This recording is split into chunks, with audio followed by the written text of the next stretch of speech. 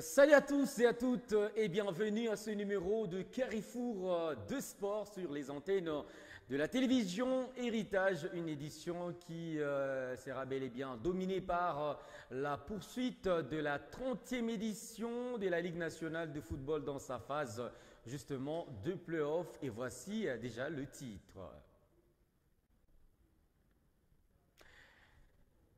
Loupopo lance parfaitement sa manche du côté de cette Ligue nationale de football grâce à sa victoire justement devant l'équipe de Tanganyika et Maniema Union et DCMP en démonstration. C'était à Kinshasa, vous allez voir encore une fois au stade des Martyrs de la Pentecôte. Sprint final tellement lancé pour cette 30e édition de la Ligue nationale de football. Nous rappelons ici, on joue la manche retour.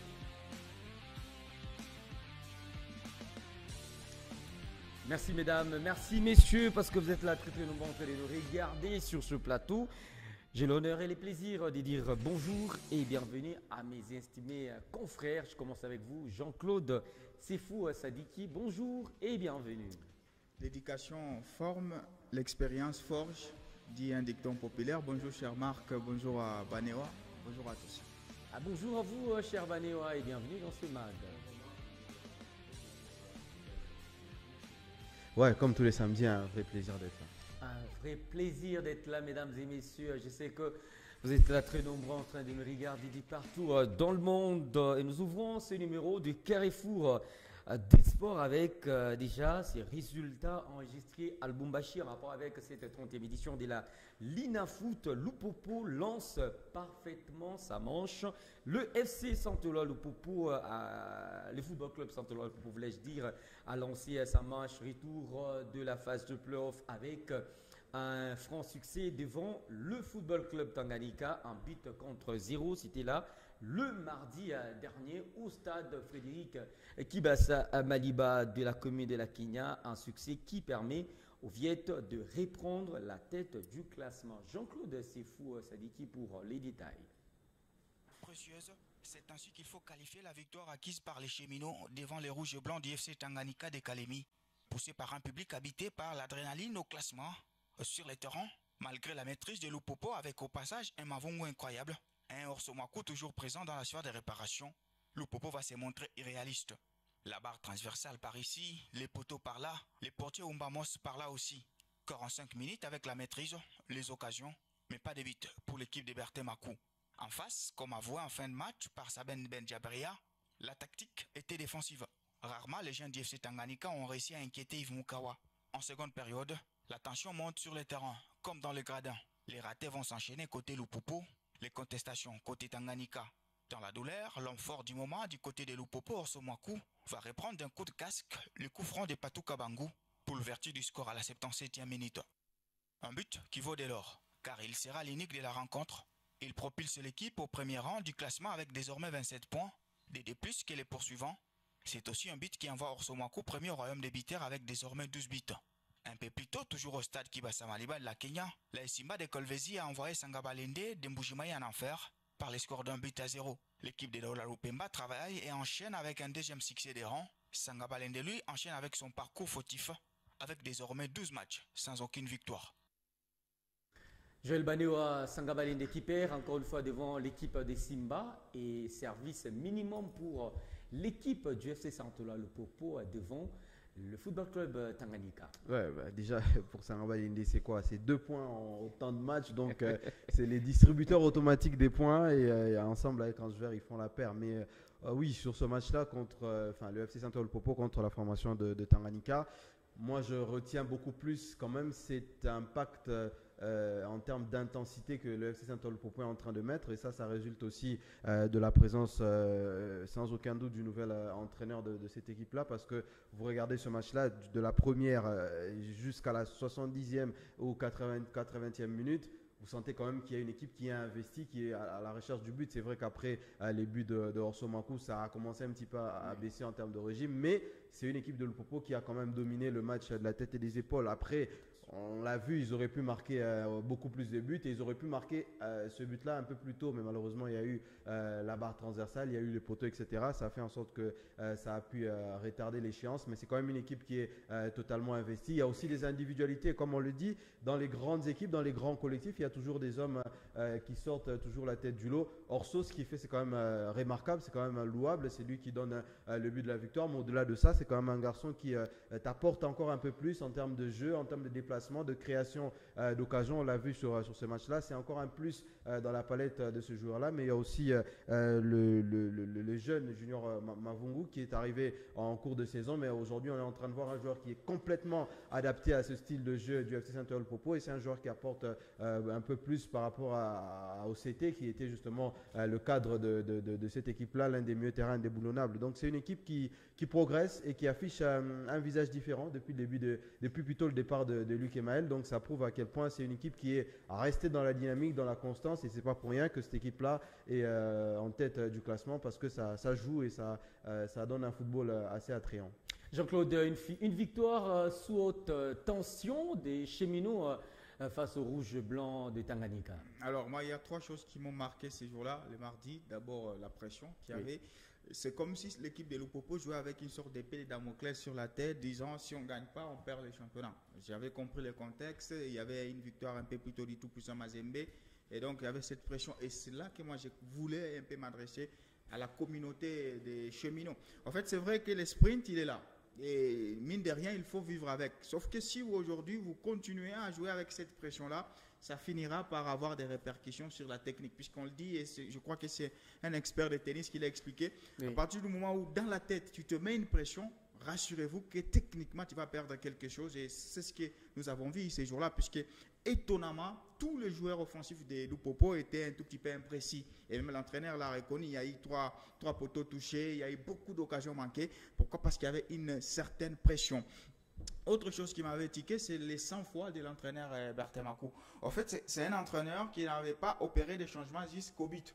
Alors qu'avant le but, certes, Lupopo maîtrisait les matchs, mais il y avait quand même des joueurs qui montrer un tout petit peu de défaillance physique, notamment Patou Kabango. Mais puisqu'il a gardé son sang-froid, puisque malgré que les gradés ont réclamé des changements, malgré que sur le terrain, il n'y avait pas de buts qui venaient, malgré l'hégémonie tactique ou en termes de monopolisation du ballon, mais c'est l'entraîneur qui a gardé son équipe, son 11 de départ, il a fait confiance et ils ont justement marqué ce but-là. Pour moi, un autre entraîneur ferait des changements qui peut-être auraient dû avoir un impact négatif dans l'élan ou le processus de cette explication.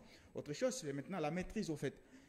Désolé de le dire, je ne suis pas dans un tableau comparatif, mais Lupopo là, face à Tanganyika, a joué le meilleur football. Et même Luc Emaël n'a jamais légué ses meilleurs football. Ça veut dire un jeu où tu domines de la première à la 90e minute, ou encore tu as asphyxié Tanganyika, puisque Tanganyika, mine de rien, malgré que Tanganyika perdait les matchs, mais Tanganyika avait les monopoles au milieu de terrain. Tanganyika jouait bonnement au football, mais ce mardi-là, c'était un Tanganyika plus défensif. La preuve, c'est qu'il n'y avait pas vraiment des occasions franches. Donc, il y a cette maîtrise que Lupopo a dégagée, notamment avec le fait de mettre un peu la confiance sur le jeune Junior Mavungu, un milieu de terrain très technique, quelqu'un qui est capable de dribbler, d'éliminer par la passe. Il est aux côtés de Mika Michel, Draman Kambou. Ça fait qu'il y a vraiment un certain impact physique et technique sur ce milieu de terrain de l'IFC Tanganyika. Donc ce sont les 3 choses qui m'ont marqué. Pour moi, Lupopo garde un tout petit peu sa carte en main et qui a des très, très excellents joueurs. Restons un peu sur ce banc des touches de l'IFC Saint-Etienne-Lupopo. Jean-Claude là, il venait là de dire ces changements visibles dans le jeu des cheminots. Déjà 4 victoires à son actif. Berthemakou doit-il être confirmé comme entraîneur principal aujourd'hui dans cette formation d'Outre-Tunnel? Il a tout pour l'être. Je crois qu'on a déjà parlé de cette maîtrise du collectif qu'il a, mais au-delà de ça, il est aussi en train de prouver que c'est peut-être un entraîneur qui a évolué. Parce que quand vous regardez, c'est ce qu'il a fait lors de l'année où il a été titulaire. C'est vrai que ce n'était pas fameux, mais il n'avait peut-être pas aussi les joueurs parfois qui peut-être devaient appliquer sa vision du football. Et aujourd'hui, quand on a un groupe aussi qualitatif que celui du FC Saint-Etienne-Lupopo, quand tu es un entraîneur qui a un minimum de savoir-faire, tu es quand même capable de produire ce qu'il est en train de faire. Et ça prouve à suffisance que c'est un monsieur qui a une connaissance du football, il a une connaissance des enjeux, il a une connaissance du milieu et aussi de son groupe. Donc ça fait en sorte qu'il arrive à fédérer les joueurs autour de lui et ça lui permet justement d'avoir des bons résultats. Et ça fait en sorte aussi, au-delà de toute la maîtrise qu'il a, c'est quand même un entraîneur aujourd'hui qui est assez expérimenté. Et on ne se rend pas compte, Bertin Makou, c'est quand même un entraîneur qui est là depuis un certain moment. Et quand vous avez un entraîneur qui a connu plusieurs entraîneurs, comme lui l'a connu du côté du FC Saint-Etienne-Popo, il y a un moment donné il faudrait lui donner sa chance, son opportunité, question d'aller un peu plus loin. C'est vrai qu'il l'a eu dans le passé, mais là, on a comme l'impression que même le club a pris du volume, le club a évolué et il est peut-être l'homme de la situation, pas seulement pour cette saison, mais si on essaye justement de pallier un petit peu aux petits défauts qu'il a peut-être en termes de papier ou de certification pour les compétitions africaines, je pense que c'est un entraîneur qui peut faire ce que Papi Kimoto a fait, voire même plus. On est permis de rêver. Il peut même faire ce que Pamphile a fait du côté du TP. Donc il faudrait justement lui donner les clés du camion, comme certains entraîneurs l'ont eu, pour espérer peut-être voir des belles choses avec Bertin Makou. Jean-Claude. Non, moi je pense qu'il faut un peu mettre des gants. Je crois que Bertin Makou, c'est un bon entraîneur. Moi-même, je suis l'un de ses adeptes qui les suit tactiquement. Si quelqu'un, même en conférence de presse, il vous parle du football, et c'est mieux. Mais je pense que je mets encore des gants. Pourquoi? Puisqu'il prend quand même l'équipe de Lupopo, une équipe structurée. Il prend une équipe qui a bâti Mazembe, ça on ne peut pas l'oublier. Il prend une équipe qui a quand même des joueurs extraordinaires. Et c'est un tout petit peu en mode d'urgence. Et souvent, ces modes-là favorisent ou privilégier un tout petit peu tous les entraîneurs qui arrivent. Ça veut dire, ça fait que le vestiaire il est concerné, les fans sont concernés, ça fait que le président il est concerné, ça fait que toi-même tu es concerné. Ça facilite beaucoup de choses. Il y a des dérapages qui sont au quotidien par mois dans le vestiaire qui ne seront pas, puisque les joueurs sont concentrés, ils se disent, c'est dans quelques mois on finit, on a le titre. Donc il est dans un contexte qui le permet justement à ce que Lupopo puisse avoir. Aujourd'hui, que Marco soit là ou pas, je crois que Lupopo est quand même bien parti, au moins pour jouer une compétition africaine. La question c'est après, qu'est-ce qu'on en fait? Est-ce qu'on peut avoir une équipe de Lupopo, la plus grande institution du foot dans le pays, aller avec un entraîneur qui ne connaît pas l'Afrique? Parce qu'on peut tout dire. Papi Kimoto a la facilité de manager Maniema Union, puisque Maniema n'a aucune pression. Maniema, à partir du moment où il franchit justement l'étape de quart de finale, on va applaudir. Maniema, à partir du moment où aujourd'hui ils sont carrément troisième, il n'y a aucune pression. Personne ne demande le départ de Papi Kimoto du côté de Maniema Union. Mais ça, avec la même saison dernière, tu fais ça à Mazembe à Lupopo, je crois que l'entraîneur chercherait déjà la porte de sortie. Donc je crois que Papi Kimoto façonne son projet dans le calme, parce que c'est une équipe, une jeune équipe depuis 2005. Tandis que Lupopo, c'est une pression. Lupopo, juste quand le but n'est pas venu à la 70e minute, déjà un entraîneur est peut-être mis sous pression. Donc je pense qu'aujourd'hui, Bertin Makou n'a pas encore ces épaules-là. Il l'aura peut-être dans un autre club qui vient, mais pas dans une équipe comme celle de Lupopo. La pression peut l'engloutir. Aujourd'hui, il est bon parce qu'il est dans un contexte qui permet à ce qu'un entraîneur puisse évoluer avec tout simplement les vestiaires qui les suivent, avec les fans qui les suivent, avec les staffs dirigeants qui les suivent et lui-même qui est là depuis un temps. Donc je crois, j'ai mis un peu les gants quant à son avenir d'être le principal. Direction Kinshasa, capitale de la République démocratique du Congo, plus précisément au stade des Martyrs de la Pentecôte. En ouverture de la phase retour de la Ligue nationale de football, Maniema Union et Desampé ont envoyé un message fort. Vainqueurs respectivement 5 buts contre 0 et 4 buts contre 0 face aux Anges Verts et Rangers, et relance une course au titre et à l'Afrique qui s'annonce justement explosive. Joël Banéo pour le film. À Kinshasa, le coup d'envoi de la phase retour des playoffs de la Ligue nationale de football édition 2024-2025 a été marqué par 2 victoires larges qui relancent la lutte pour le titre et pour les places africaines. Au stade des Martyrs de la Pentecôte, Maniema Union a corrigé la formation des Anges Verts 5 buts à 0, tandis que le Daring Club Motema Pembe a surclassé Rangers 4 buts à 0 pour rester au contact des leaders. Face à une équipe quinoise bien regroupée, Maniema Union a d'abord peiné à s'exprimer avant de débloquer la situation dans le temps additionnel de la première période grâce à Aboubacar Traoré. Au retour des vestiaires, les unionistes ont haussé le rythme. Pindi Christophe à la 65e, Pati Ilunga à la 73e, Lucien Donat à la 76e et enfin Shondoma Mukeni à la 89e ont profité des erreurs défensives adverses pour alourdir la marque. Dans l'autre match de la journée, le Daring Club Motema Pembe n'a laissé aucune chance à Rangers. Les Immaculés sérieux et appliqués se sont imposés 4 buts à 0 et confirment leurs ambitions pour jouer le premier rôle dans cette dernière ligne droite. Et au classement, Maniema Union grimpe à la 2e place avec 25 points à 2 longueurs du leader Lupopo et à égalité avec Mazembe qui le dévance à la différence de but. Le Daring Club Motema Pembe, quant à lui, reste en embuscade. La formation des 11 verts, quant à eux, s'enfonce avec seulement 2 points en 12 journées. Cette phase retour s'annonce palpitante, rien n'est encore joué dans la course au titre, tout comme dans la quête aux places pour les compétitions africaines. Premier but et ensuite passeur. Ah oui, c'était les 2 scores fleuves enregistrés en cette 12e journée, je pense, de la poursuite en rapport avec cette Ligue nationale de football en République démocratique du Congo. Jean-Claude Sefou Sadiki, Maniema, Union et Desampé en démonstration et le sprint final est lancé. Ouais, il est lancé. Je crois que la victoire de Mazembe le dimanche dernier était un tout petit peu excitante pour toutes les équipes, puisqu'il y avait quand même Don Bosco 4-0 et du coup, je me suis dit maintenant là, le but c'est pas seulement de gagner, c'est de gagner avec la manière, parce qu'il y a maintenant les calculs des goals average. Quand on regarde les classements, les équipes sont justement dans un mouchoir des poches, 25-25 derrière le Popo qui a 27 points. Donc la bataille elle est là. Moi, j'ai quand même été surpris du spectacle que moi je vis. Maniema face à cette équipe de Rangers, ou si vous voulez la victoire de Angers, la victoire de SMP sur Angers. Donc c'était un peu surprenant, mais voilà, c'est comme ça, c'est les réalités du football. Oui. Mais ce qui m'étique encore, c'est les talents collectifs de SMP. On peut tout dire sur les spectacles qu'on a eu, désolant d'ailleurs, puisqu'on avait des buts les plus faciles. Mais collectivement, et ça va faire au moins un mois depuis le début de ces playoffs, DSMP est en train de dégager un talent collectif que je n'ai vu nulle part ailleurs.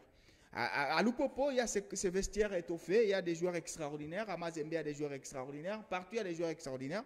Mais quand je regarde la manière dont Barthélémy Ngatchonoan est en train de façonner son équipe, c'est un collectif talentueux avec des individualités extraordinaires aussi qui ressortent, comme le petit Diankana, Glody et autres. Donc, c'est un collectif talentueux et je vous rassure que avant la fin de ces playoffs, je crois que DSMP va marquer les esprits.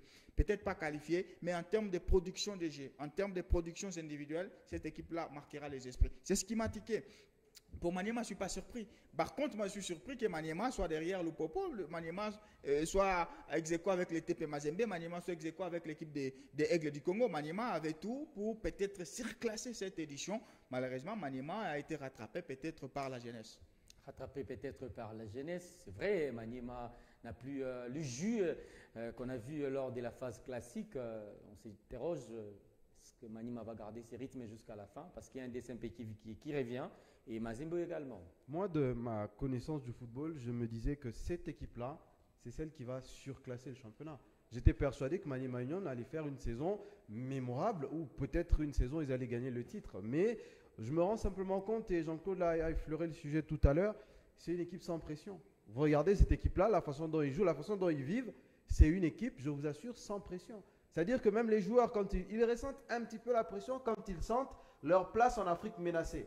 Mais à partir du moment où la place en Afrique de Maniema Union n'est pas menacée, vous allez vous rendre compte que c'est des matchs nuls là-bas. Et ça fait en sorte que vous sentez que c'est un groupe qui n'a pas envie d'écraser l'adversaire. Ce qui fait la différence entre un grand club et un club moyen, c'est justement sur ces genres de détails-là. Ouais, le TP Mazembe Anglebert, que vous le voulez ou pas, quand Mazembe a l'opportunité de vous marcher dessus, ils vont le faire sans regarder en arrière. Donc aujourd'hui, Maniema Union, même quand vous regardez dans l'attitude de Papi Kimoto, c'est un entraîneur, on a comme l'impression que jusqu'à aujourd'hui, lui, le vice-champion, il ne joue que pour l'Afrique. Ouais. Et malheureusement, c'est ces petits détails-là qui font en sorte que cette équipe-là peut-être ne franchit pas un cap ou ne franchit pas ce fameux plafond de verre. Parce que j'imagine pas un collectif comme celui-là, un collectif rempli de talent avec toutes les individualités qu'on peut ressortir dans ce collectif-là. Moi, je me dis, si j'ai cette équipe-là et avec l'état actuel de ce championnat où Mazembe est un peu tiré par les cheveux, Vita Club, là, c'est mort et enterré, vous vous retrouvez avec un seul adversaire potentiel qui est le Saint-Elo-Popo et dans le club Motema Pembe qui essaie de revenir. Je suis Maniema Union,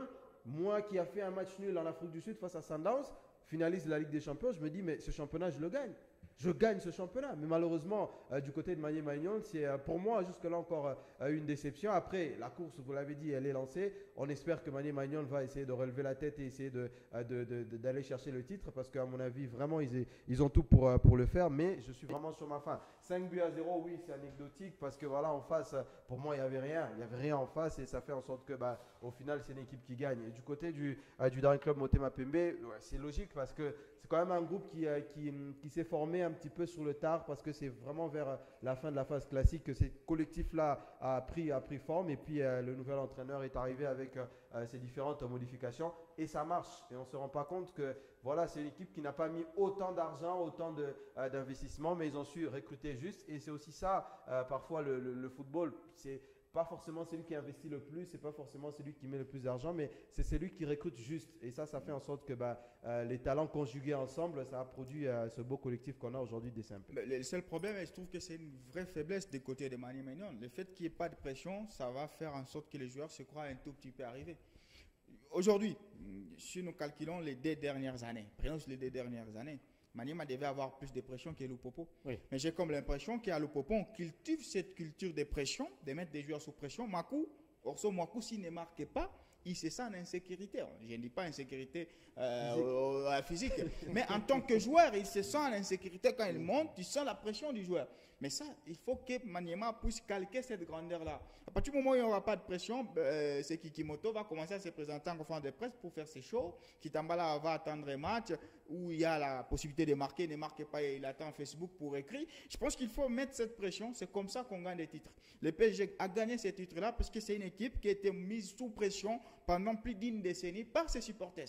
Il y a même des moments où l'équipe perdait, elle arrive, elle atterrit, il n'y a pas de supporters qui l'accueillent justement à l'aéroport. Comme ça, c'est ce genre de pression que Maniema aussi doit avoir. Je ne peux pas me permettre, j'ai investi des moyens avec ce championnat où 8 à Club est à la déroute, Mazembe à la déroute, et puis voilà, moi je suis 3e.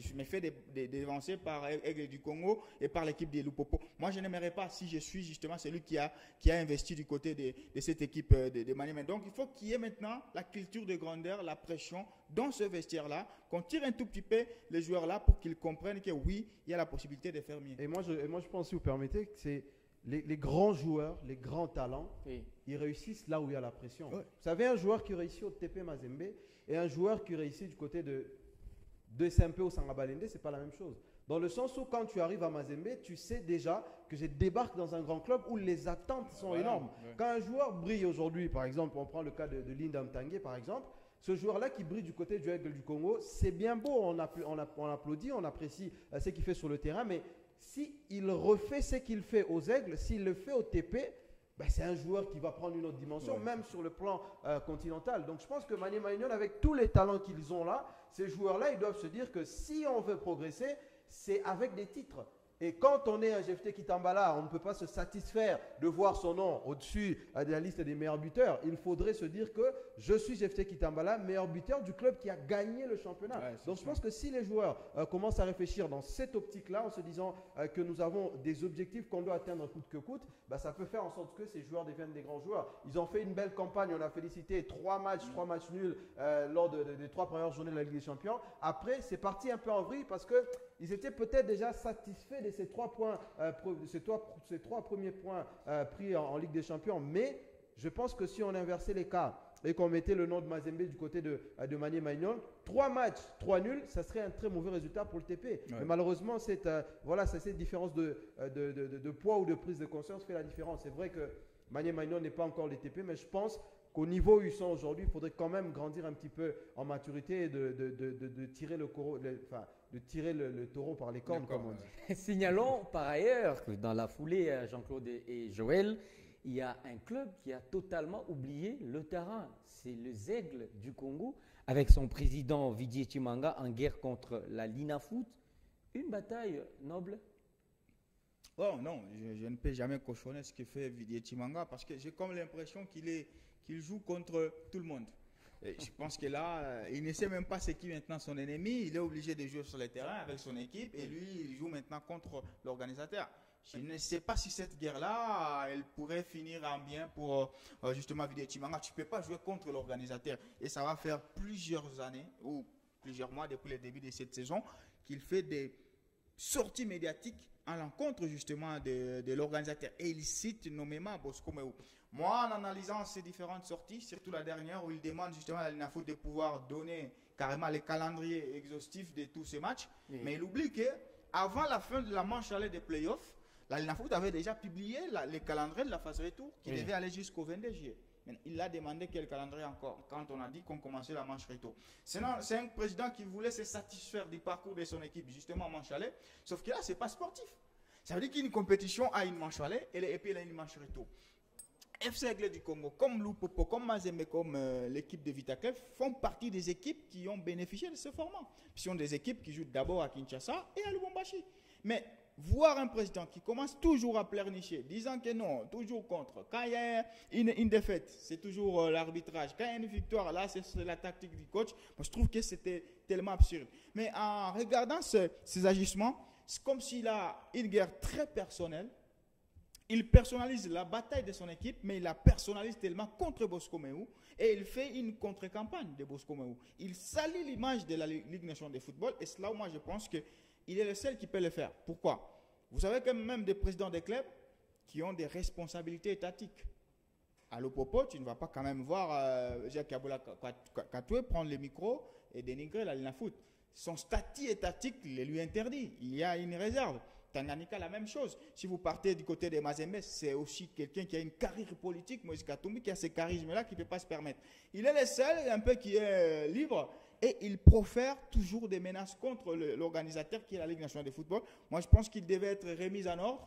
Peut-être lui-même, il ne va pas avoir cette élégance, mais il doit comprendre que le championnat congolais, il est tellement difficile par son organisation, et c'est à lui de tolérer. Tu ne peux pas conditionner ta participation à l'élaboration d'un calendrier qui a déjà été élaboré.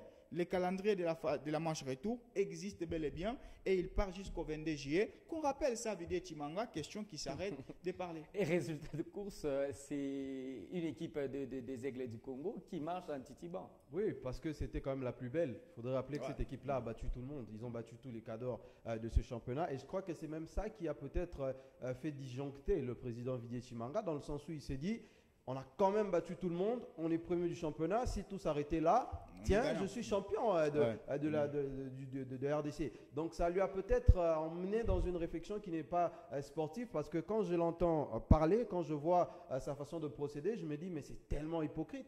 C'est tellement hypocrite de sa part, dans le sens où aujourd'hui, lui, il veut faire, mettre la pression à cette ligue-là, parce que ce qui se passe là n'est pas à son avantage. Et je pense que sportivement, on ne réfléchit pas comme ça. Sportivement, je crois que c'est un mauvais exemple. Aujourd'hui, Vidé Chimanga était, depuis le début de la saison, c'était le bon élève, dans le sens où il a mis les bonnes bases du football. C'est-à-dire que terrain d'entraînement, les joueurs bien payés, qui mangent bien, qui voyagent bien, etc.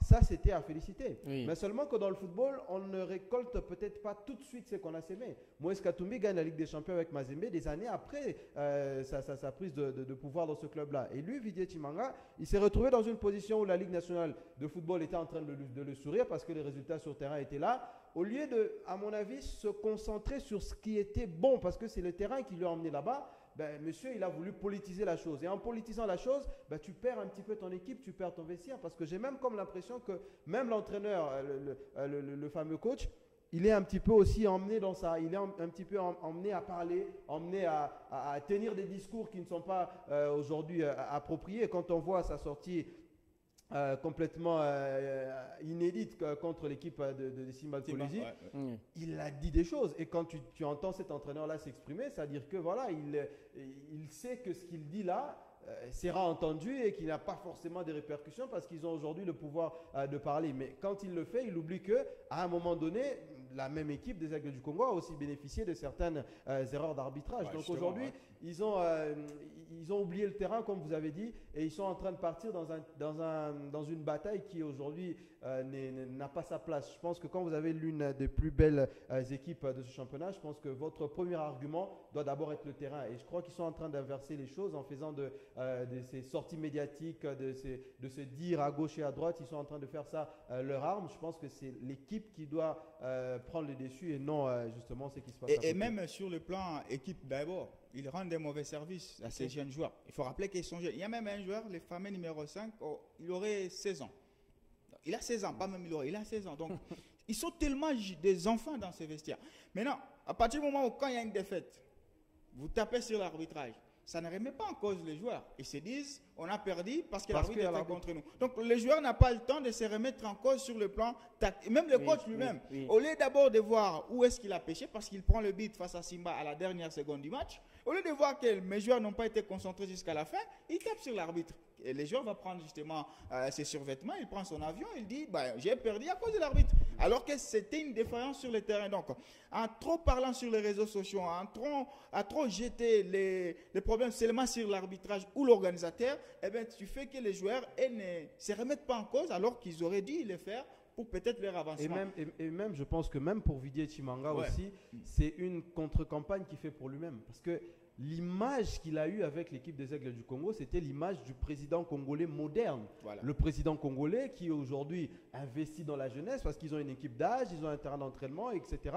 C'était vraiment l'image d'un président qui est venu, entre guillemets, apporter de la modernité dans les chefs des dirigeants du football congolais. Mais malheureusement, il a eu ce côté moderne-là avec les bonnes bases qu'il a posées. Mais quand vous regardez dans son comportement, c'est les mêmes choses qu'avant. Donc, il est président du FC Aigle du Congo quand il fait ces bases-là. Mais quand il pense, il pense comme Darisen.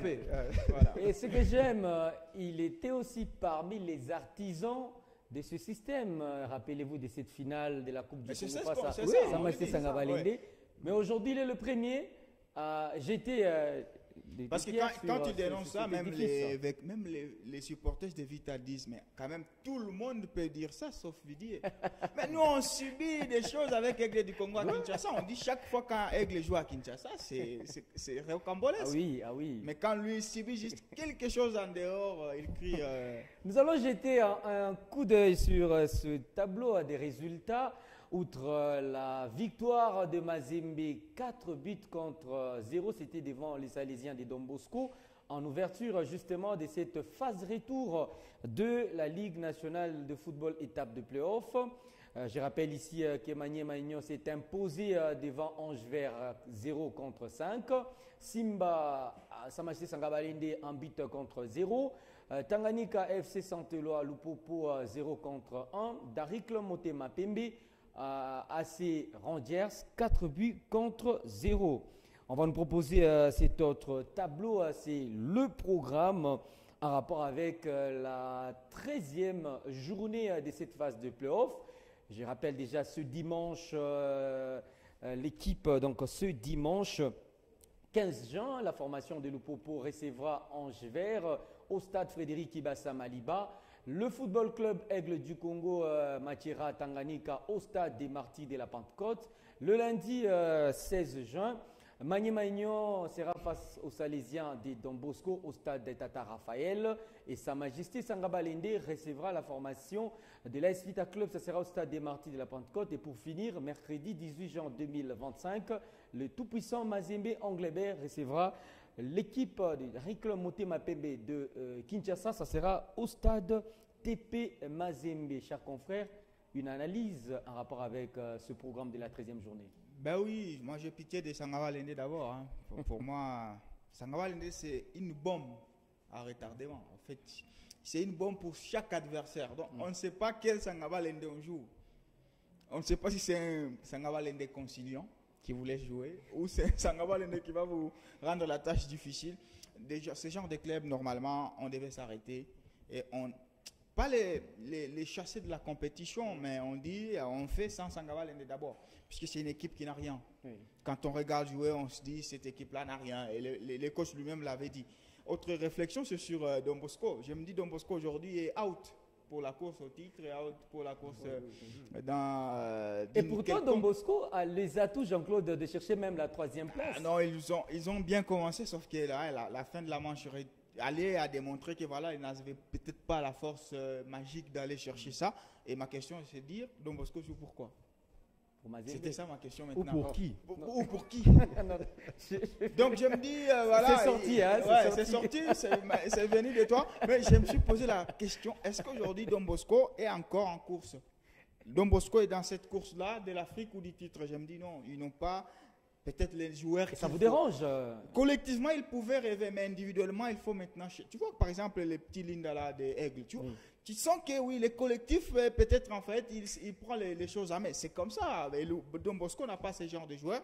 D'où j'ai fondé ma réflexion disant pour qui Don Bosco va jouer dans cette phase des playoffs. Donc, c'est aussi une bombe à retardement pour les adversaires. Don Bosco, là, n'a rien à perdre. Ils sont insouciants. Ils vont créer vraiment de la misère. Et je crois que leur prochain match, on verra. On verra face à Maniema Union lundi comment ils vont se comporter. Mazembe aura un morceau dur. DSMP qui est en train de réaliser la remontada dans cette phase de playoff de l'Alna Foot. Oui, une équipe du Daring Club Motema Pembe attendue ici à Lubumbashi justement pour ce match-là. Je sais qu'ils avaient perdu en phase classique à Lubumbashi. Si, en playoff, même face à Don Bosco, ils perdent. Playoff, première journée, Mazembe bat DSMP 1-0. Même face à Don Bosco, c'était une défaite. De Tamboka. Oui, même ici, ils ont perdu contre Don Bosco. Donc, la terre aussi, le stade TP Mazembe est un stade quand même assez difficile pour l'équipe de DCMP.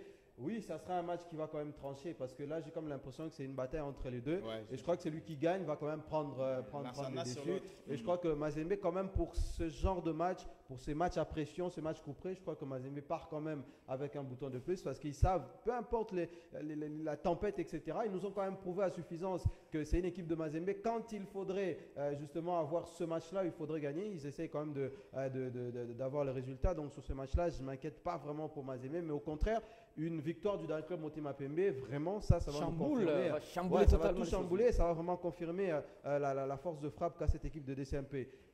Saraba Linde, Jean-Claude a tout balayé. Sur qu'il il n'y a rien à voir. Ouais, là, il n'y a rien du tout. Mais moi, je vois quand même le verre à moitié plein parce que c'est quand même l'opportunité pour que Vita Club arrête quand même cette hémorragie. Il faudrait le dire. Signalons que Vita a été battu même en Coupe du Congo. Non, je vous dis que ça fait 8 matchs, 0 victoire pour l'équipe de Vita Club. Je crois que là, ça va quand même permettre à Vita Club d'avoir quelques points. Mais ce qui me plaît quand même dans ces calendriers, et pas forcément celui-ci, mais vous vous rendez compte quand même que chaque semaine ou tous les 3 jours, quand on sort un calendrier, on a au moins des belles affiches. Ouais, c'est ça. On a des belles affiches parce que quand je regarde c'est vraiment intéressant. La formation de Aigle du Congo face à Tanganyika, ça sera un match à suivre parce que les Aigles, ça parle beaucoup, ça rigole à gauche. C'est quand même assez faible et puis ça commence à devenir fragile et on sait que Tanganyika, c'est une bonne équipe du championnat. On ne le dit pas assez, quand vous regardez dans tous les autres grands championnats, il y a toujours cette bonne équipe-là. C'est vrai qu'elle ne part pas très haut, elle ne descend pas non plus, mais c'est une équipe difficile à manœuvrer. Elle n'est pas ridicule, justement. Elle est toujours difficile à manœuvrer. C'est un peu les Crystal Palace en première ligue, etc. Les Osasuna en Liga. C'est des équipes difficiles à manœuvrer, qui sont là, qui sont capables de faire tomber les grands, qui sont aussi capables de tomber dans leur propre revers. Donc c'est une équipe difficile à jouer. Je crois que ça sera un match assez intéressant à suivre. Leur précédente rencontre ici à Lubumbashi, c'est vrai que les Aigles avaient gagné parce que c'était vraiment la bonne forme des Aigles. Ils avaient vraiment dominé avec beaucoup plus de talent. Mais je crois que ce match-là, ça sera un match très très intéressant du côté du Stade des Martyrs. Et puis si vous regardez, Mazembe a un classement pour les titres ou pour les KO. Pas les classements, les calendriers voulais-je dire. En fait, les calendriers de Mazembe, c'est un calendrier soit pour les titres carrément, soit ils vont dégringoler. Ils ont déjà évité les adversaires qui devaient les piéger. Tu vois, quand tu croises des équipes comme des Sangaba Lende, ils vont se surpasser. Les Asarandia, ouais, ça se surpasse un peu. Mais là, tu joues DSMP, tu le bats, tu prends 3 points. Prochainement, tu vas jouer Maniema, tu le bats, tu prends encore 3 points. Et tu joues Lupopo, tu le bats, tu récupères 1 point d'avance parce que tu as des points de retard. Donc si Mazembe gagne tous ces matchs, Mazembe va finir premier. Et par contre, s'il y a un faux pas, Mazembe va hypothéquer complètement sa chance. C'est là où j'ai dit, c'est un calendrier du titre ou du chaos. Nous allons prendre cet avant-dernier tableau rapidement. Depuis le début de la saison 24-25, Orso Mwaku du Football Club Santelo Lupopo a inscrit 27 buts et il est proche d'atteindre la barre des 30 buts pour devenir ainsi le premier à le faire dans cette période. Donc 2023-2024 et 14 buts, 2023-2025 13 buts, je rappelle, et actuellement meilleur buteur du championnat avec 13 buts. Mwaku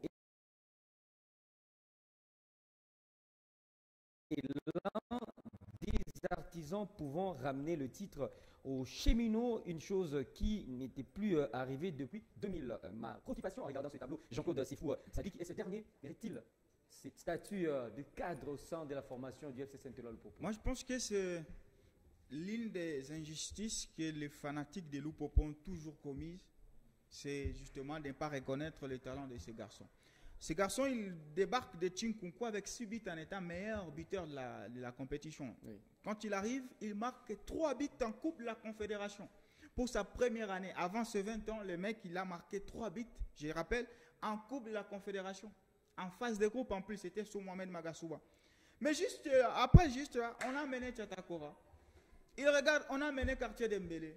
Il regarde, il y a un Tanzanais qui est revenu, qui était, paraît-il, les transferts les plus chers. Je vais m'en souvenir. Il est venu des Young Africans. Donc, c'est quelqu'un dont on n'a jamais reconnu les mérites. Et même cette année, alors qu'il était en train de marquer, on a amené Maxwell Djoumekou pour le concurrencer. Résultat des courses, il a joué moins de matchs, mais il a marqué plus de buts. Il a 13 buts aujourd'hui. Donc, je me dis, il faut que Lupopo reconnaisse un tout petit peu le talent qu'il y a dans ces garçons-là. C'est un fin numéro 9. Il sait jouer avec les collectifs, il sait marquer. Il arrive des moments où il se montre moins efficace. Ça arrive pour tous les joueurs. Mais les chiffres sont là et parlent en sa faveur. Il faut respecter. Vous savez ce qu'on appelle dans le football les joueurs sous-cotés. C'est ce garçon-là. C'est un joueur sous-coté dans le sens où il a un talent fou, il a des chiffres fous, mais dans le commun, dans les têtes des gens, il n'arrive toujours pas à rentrer. C'est des Griezmann, c'est des Sergio Busquets. C'est des gens avec des carrières énormes, mais souvent mis sur le côté. Et j'ai vraiment l'impression que c'est ce qui arrive à ce garçon en Somakou. Il a le talent, il a les chiffres, et c'est un joueur qui te marque aussi dans les matchs importants. C'est un joueur, même quand le collectif sombre, lui, il sait sortir sa tête de l'eau. Mais malheureusement, il est sous-côté du côté du FC Saint-Olola-le-Popo. Ne faisons pas en sorte que ce garçon aille briller dans un autre pays. Ouais, c'est ça. Ne faisons pas en sorte que ces Orso Makoula devienne dans 2 ans meilleur buteur du championnat algérien ou du championnat marocain. Il est au FC Saint-Olola-le-Popo, il marque des buts et on sait, d'autant plus que dans ce championnat-là, c'est pas évident, mais il le fait et c'est un joueur qu'il faudrait plutôt plébisciter. Et quand on est supporter du FC Saint-Olola-le-Popo, s'il vous plaît, venez au stade avec un maillot floqué Orso Makou. On termine ce numéro des Carrefour des sports avec juste ce classement partiel de la Lina Foot. Je rappelle ici que les Lumpas sont provisoirement premiers au classement avec 27 points. À l'issue de la 12e journée, ils sont poursuivis par 4 autres clubs qui comptent le même nombre de points, donc 25. Les Unionistes plus 13, le Corbeau plus 11, les Immaculés plus 9 et les Samouraïs plus 9. Et se disputent la 2e et 3e place qualificative pour les interclubs de la CAF. Merci à vous, cher Jean-Claude. Merci, cher Marc. Tous mes sentiments sportifs à vous et à tous ceux qui nous ont suivis. Merci également à vous, Baniwa. Merci à vous, Marc Lemon. Merci à la grande équipe composée d'Orphée, également mon ami Christian Kassim, j'allais oublier Dan et Corneille. Kitonka. Parce que la CISAC, c'est la CISAC, non? Ou les CISAC? C'est là où il nous a interdit. Hein? On nous a interdit de faire. C'est les CISAC. Les CISAC plutôt. Oui. Les CISAC nous a interdit de citer certains noms. Non, ça a été élevé. Ça a été élevé. On peut citer n'importe qui aujourd'hui. On peut discuter dessus. Ah oui, mesdames et messieurs, nous allons nous retrouver. Ce sera le lundi prochain à partir des 11h de Lumbashi pour le numéro du Pro. Et Carrefour de Sport revient le samedi prochain. Au revoir et à la prochaine.